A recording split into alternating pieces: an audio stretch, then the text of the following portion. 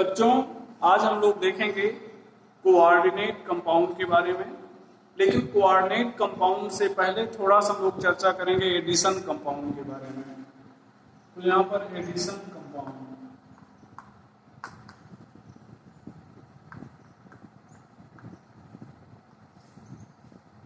अब अगर आपसे कहा कि एडिशन कंपाउंड क्या होते हैं, तो आप कहेंगे ऐसे कंपाउंड जो दो या दो से अधिक कंपाउंड के सॉल्यूशन को इवेपोरेट करने पर प्राप्त होते हैं, उन्हें हम लोग एडिशन कंपाउंड कहते हैं। तो हम कह सकते हैं कि obtain bye evaporation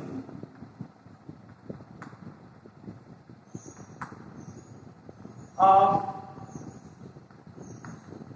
solution of 2 or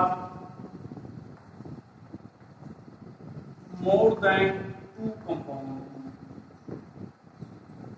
तो दो या दो से अधिक कंपाउंड के सॉल्यूशन को जो इवेपोरेट करने पर कंपाउंड प्राप्त होगा, उसको हम लोग एडिशन कंपाउंड कहते हैं। देखा जाए एग्जाम्पल में, यहाँ पर अगर हम लोग एग्जाम्पल की चर्चा करते हैं तो देखिए भैया, सबसे पहले हम लोग यहाँ पर ले रहे हैं KCl, यहाँ पर AQ, यहाँ पर MgCl2 AQ, यहाँ पर साथ में आप वाटर लिख भी दें 6H2O। तो ये यहाँ पर हम नीचे लिख दे रहे हैं इसी को KCl MgCl2 6H2O, इसको कार्बन लाइट। यहाँ पर 6H2O लिखना जरूरी नहीं है, यहाँ पर आप केवल वाटर लिख सकते हैं, यहाँ पर 6H2O आ जाएगा। यहाँ पर देखिए भैया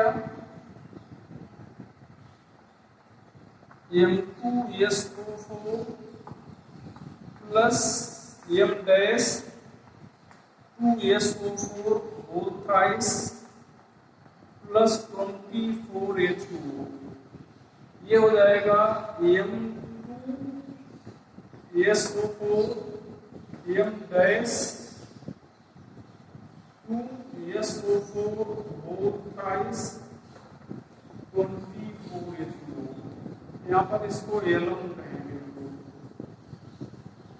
एलम। अब यहाँ पर M जो है ये मोनोवैलेंट एटम है,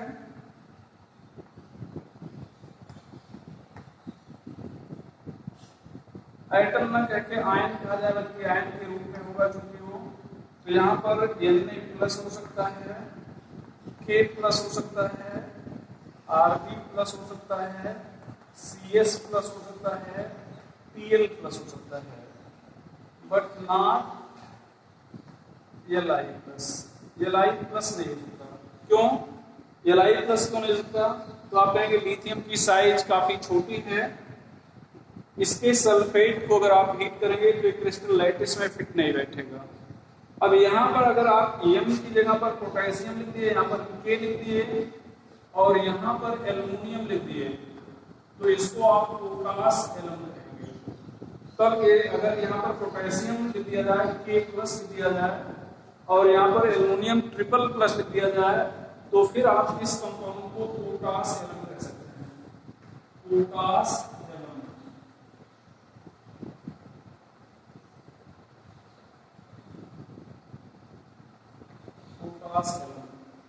हो जाएगा। चलो और कुछ एग्जाम्पल देखें। यहाँ पर देखें भैया, यहाँ पर CuSO4 लिए हो, यहाँ पर अमोनिया ले रहे हैं, साथ में वाटर ले रहे हैं। ध्यान दो, इसको आप एक साथ लिख सकते हो NH4OH। तो हो सकता है कि NH4OH लिखा मिले या इस तरह से अमोनिया और वाटर लिखा मिले। यहाँ पर आप अगर चाहें तो मीडियम बेसिक ले सकते हैं, बताएंगे बाद में। यहाँ पर एसिडिक मीडियम कभी भी नहीं हो सकता। एक बार पूछा भी गया है कि ये एसिडिक मीडियम क्यों नहीं हो सकता, तो यहाँ पर एक कॉम्प्लेक्स बन जाएगा CuNH3 होल 4, यहाँ पर ये हो जाएगा SO4। तो इसको हम लोग कहेंगे क्यूप्रामोनियम सल्फेट, क्यूप्रामोनियम सल्फेट।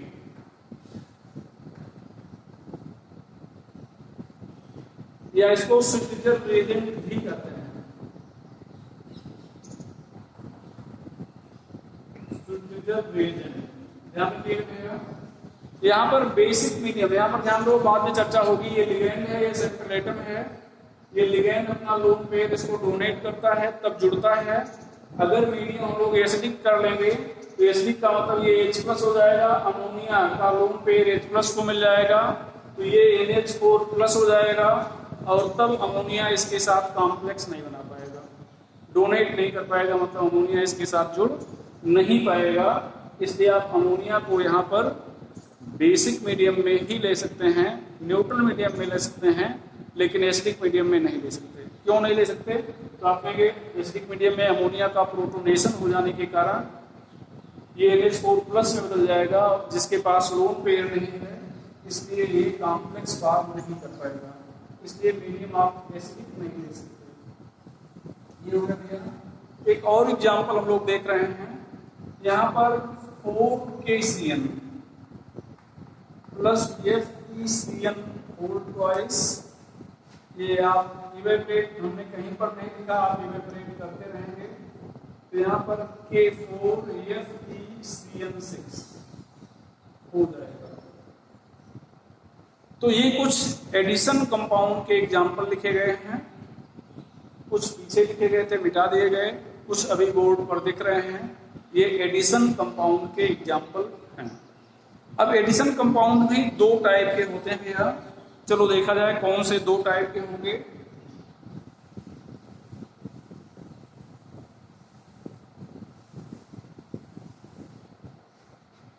अगर बात किया जाए तो यहाँ पर आप लिखना चाहेंगे एडिशन कंपाउंड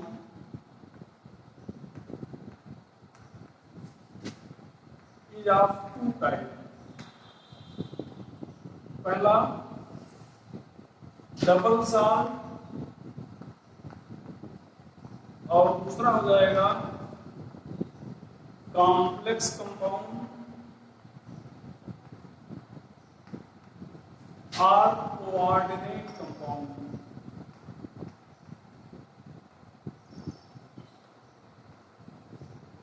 एडिशन कंपाउंड ये 2 टाइप के होंगे, डबल सॉल्ट और दूसरा है कॉम्प्लेक्स कंपाउंड या फिर coordinate compound.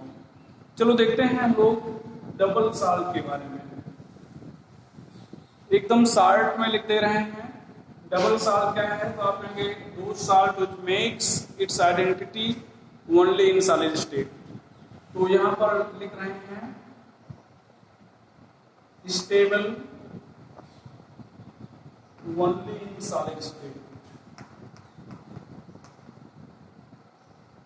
not in aqueous solution, not in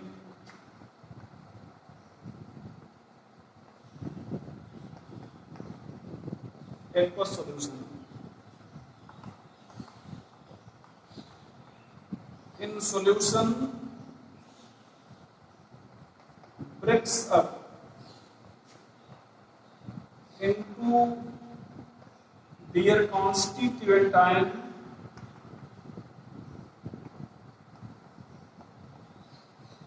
and also gives their test.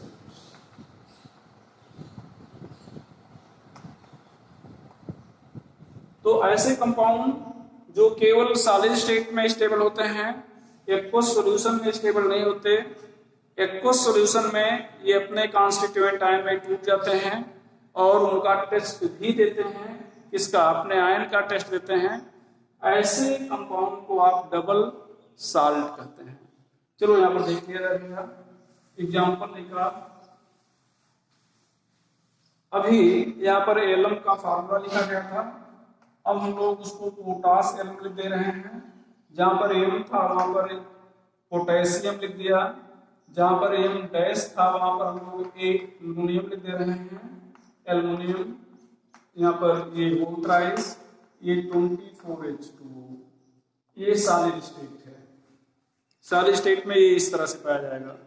लेकिन अगर एक्वस सॉल्यूशन की बात किया जाए तो ये अपने आयन में टूट जाएगा। 2K प्लस यहाँ पर SO4 double minus 2Al triple plus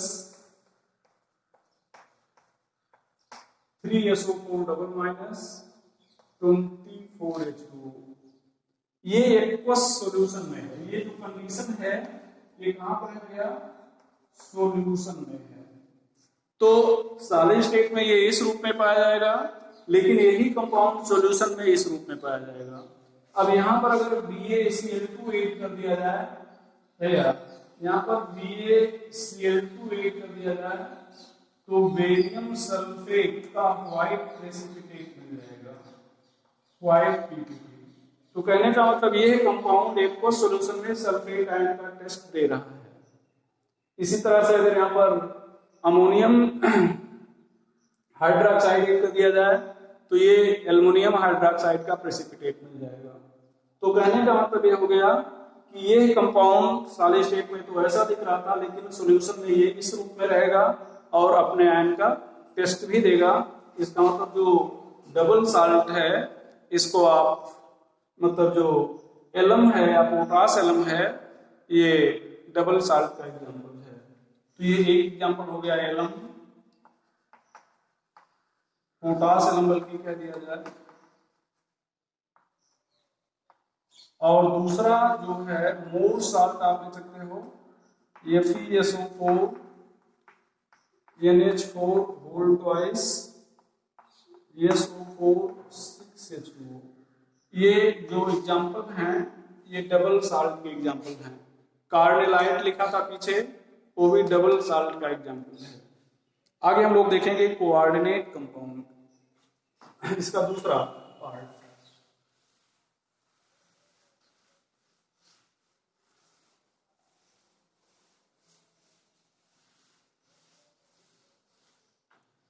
दूसरे पार्ट की बात करें coordinate compound,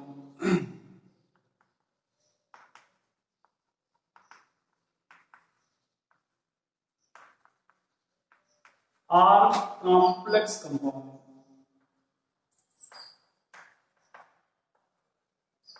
coordinate compound or complex compound. तो यहां पर आप कह सकते हैं those compound which makes its identity both in solid state and in aqueous solution is known as coordinate compound। यहाँ पर देखें तो आप एकदम शार्ट लिखना चाहे तो लिख सकते हैं कि stable both in solid state and in aqueous solution।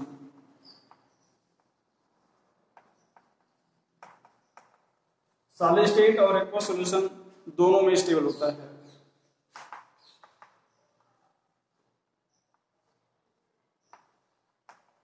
does not breaks up into their constituent ion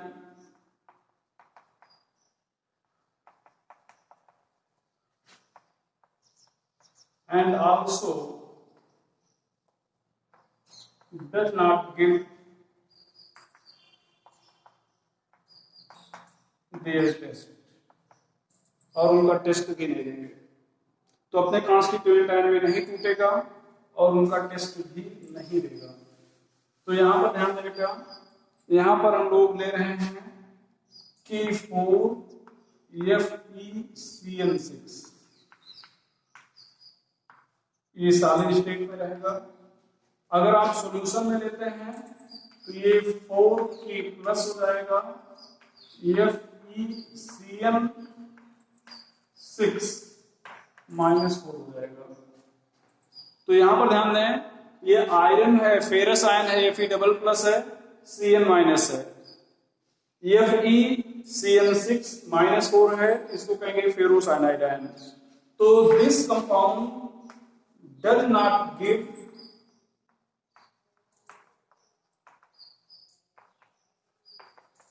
test of Fe double plus RCN minus, but gives test of ferrocyanide ion FeCN6 -4। तो इसका test देगा, ferrous ion और cyanide ion का test नहीं देगा।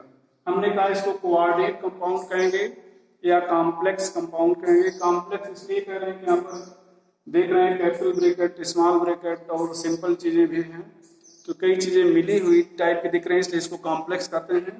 और coordinate compound इसलिए कहते हैं कि यहाँ पर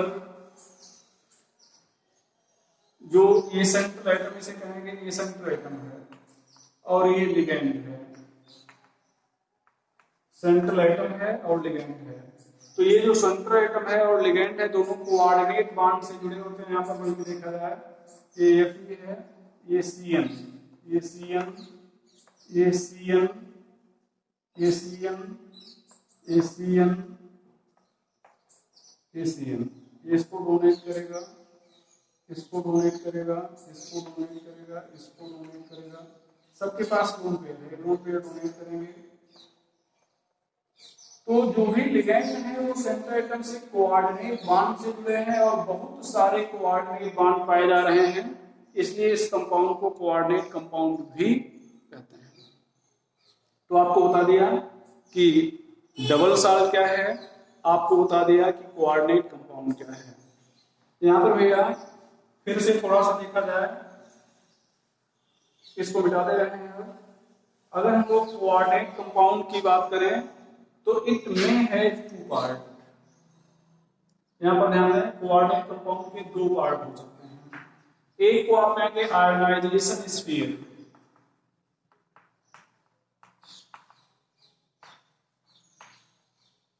और दूसरे को कहेंगे coordination sphere.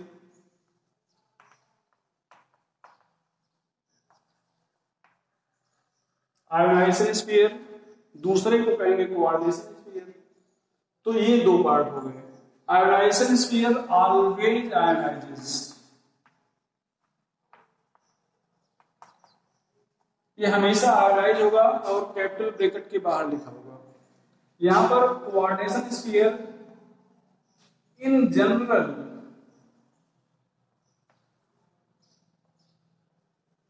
Not ionises and written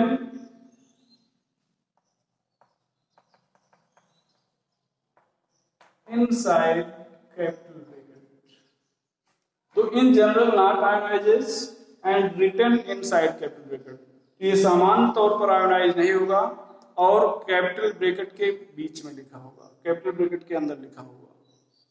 आप अगर ध्यान दें तो आपने लिखा है इन जनरल नॉट आयोनाइजेस, इसका मतलब कि आयोनाइज हो सकता है। तो यहां पर if ionises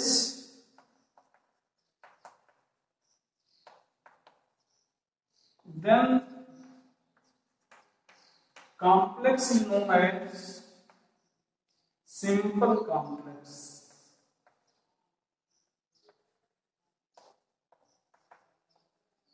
or normal complex।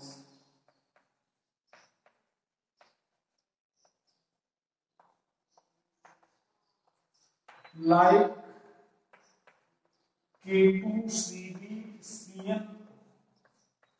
whole 4, mostly यही एग्जाम्पल मिलता है।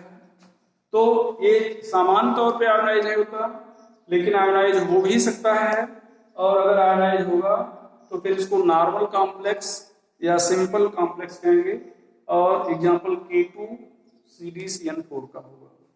दूसरा इसमें आगे लिख दे रहे हैं कि एक पॉइंट हो गया कि ionises then complex is known as simple complex और normal complex.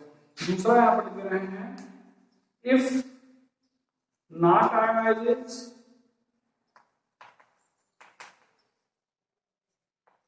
then it is known as perfect complex or penetrating complex।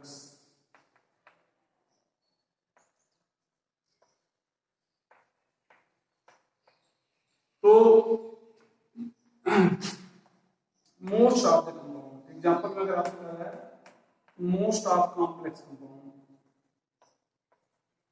तो जो भी आप कॉम्प्लेक्स कंपाउंड देख रहे हैं उसमें मोस्टली जो कॉम्प्लेक्स कंपाउंड हैं वो परफेक्ट कॉम्प्लेक्स हैं या पेनिट्रेटिंग कॉम्प्लेक्स हैं। तो ये हो जाएगा। अब इसको अगर तोड़ दिया जाए तो यहाँ पर ये जो बाहर वाली चीजें हैं टूट जाएगी 4k प्लस, यहाँ पर ये FeCN6 ये -4 हो जाएगा। यहाँ पर नंबर ऑफ आयन 5 हो गए, ये 5 आयन हो गए। भैया यहाँ पर देखा जाए, यहाँ पर दूसरा आप कॉम्प्लेक्स दे रहे हो CuNH3